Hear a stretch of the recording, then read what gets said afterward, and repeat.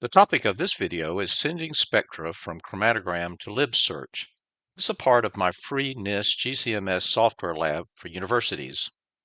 The main reasons for sending results from the Chromatogram to the Lib Search window, the EI normal identity search results in Chromatogram only show the best results, only one hit per unknown. The same search in the Lib Search shows a large list of candidates, thus it shows other possible compounds to consider. And sometimes in this limited library that I'm supplying with the demo version, you do not get a structure with the associated hit. And to do this, it's very easy. You just send to LibSearch by right-clicking on the component of interest, then selecting Library Search. So I'll demonstrate this by going to the software program itself. So go to the Program List, Programs, EI Demo, MS Search. A good file to demo this with is the probe mix. So we're in the Chromatogram tab, as you can see below. Go File, Analyze EI Input File. We'll go get the Grove file, open it, and then we'll make sure that our libraries are set properly. They're all good. We've got them all selected. And also always make sure your Analyze No RI for our needs.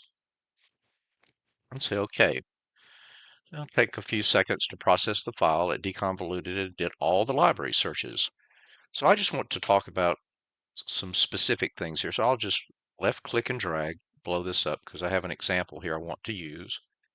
We'll go to this compound that it thinks is this phenol, as you can see in the top tab up there. You can actually send multiple spectra to the library search if you want to, just by selecting more than one. I use the shift key to select two, but in most cases, I usually just do one. So we'll just do one in this case. So right click and say Library Search.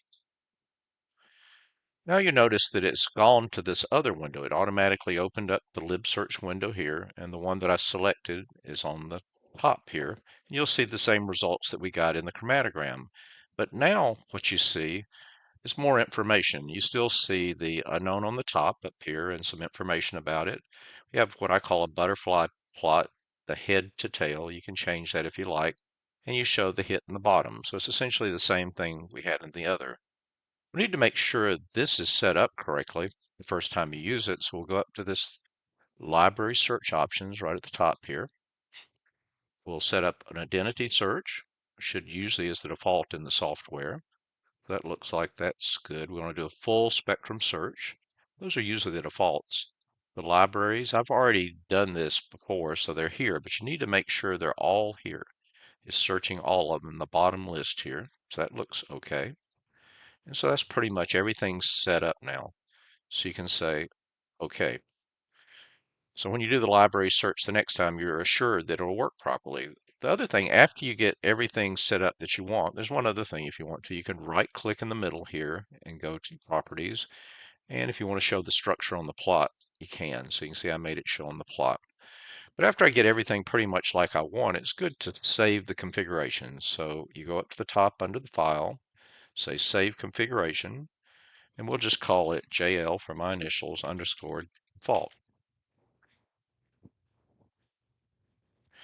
And now it'll create this INI file, which will include all the parameters we just changed, but it'll also include all the parameters in all the other tabs too. So anything that you like in the Chromatogram tab, that'll now be the default for the whole program when you restore this configuration. So that's a good thing to do. So now I'm going back after I made sure I had everything right, and I'm going to search this spectrum again. To do that, you just select what you want to do with the left click and say Go. And it did the library search. Now you'll note at the bottom, if you look at the top, it's got 100 spectra in the list. And if you click through them, I'm going to the bottom, selected the first one. Now I'm using the arrow keys on my keypad to go and look at the different ones. And you can see that the second one's also the same thing. But as you go down further, you can see that if you had an isomer of this, it would be hard to see. They've almost got 1,000 fit. All of them are very close to 1,000 match or score, which shows that it would be hard to distinguish by mass spec alone. You'd have to have a retention time off the column. But if you want to make this simpler, you can go up to the top here where it says best matching only. And now I've got 100 here, but when I click on that, it goes to 35. And what it does, anything that it can eliminate by structure, it gets rid of it. So it makes it easier to review the list. So I'm going to the bottom again, selected the first, select the second, but see the second now is no longer the same as the first. It goes to different ones. So this is a good way to, to make sure that you're looking at things in the most efficient manner.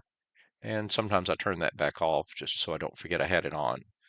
So that's pretty much that part of the program is as easy as that to send things over and have them searched. Now I want to show an example where I didn't get a structure within the chromatogram results. So I'm going back to the chromatogram tab at the bottom. I'm going to open another file that's a good demo for this. And I'll go to there. It's in my this test drug files. And I supplied those on the computer so you can download them and put them in your file so you can use them. And we're going to use this case C. We'll open it, make sure the libraries are good, which they should be. No RI, so run that. And we got the results here. Again, I'm interested in only one part of the chromatogram, so I'm left clicking and dragging. And this is the one I want. So you can see here, it told me that it was quinine, but let's say I don't know what that is. So I want to go see if I can find another entry that will show the structure. So I'll right click on it and say Library Search. Now it sends it over to the Lib Search. It automatically opened the Lib Search tab. It's the component at the top of the list there. And now, since I've turned off the best matching only for this case, and now I'll step through them. I selected the first. That's the same results I got in the chromatogram tab. I'm using the keyboard arrows to step through them. And you can see the second one is quinine also, but now I have a structure, so now I can easily see what it is. So when you're doing the NIST search type things using chromatogram within the NIST software where you have a very large library where everything has a structure, this won't be a problem. But I thought I'd show you this as a way to see the structure when you have this limited database when you're doing this course. The final thing I'd like to share with you is how to clean all this up after you get through your workspace.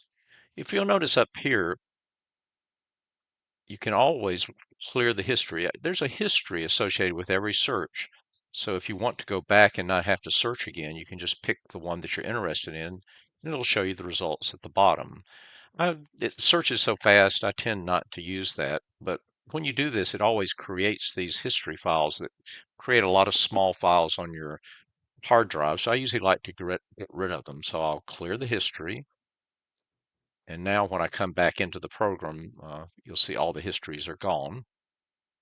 If you don't find those HLM files generally useful, then you can just have them eliminated automatically by right-clicking here, go to Properties, come over to Hit List, selected on the left there, and just click on Clear History on Exit and say OK.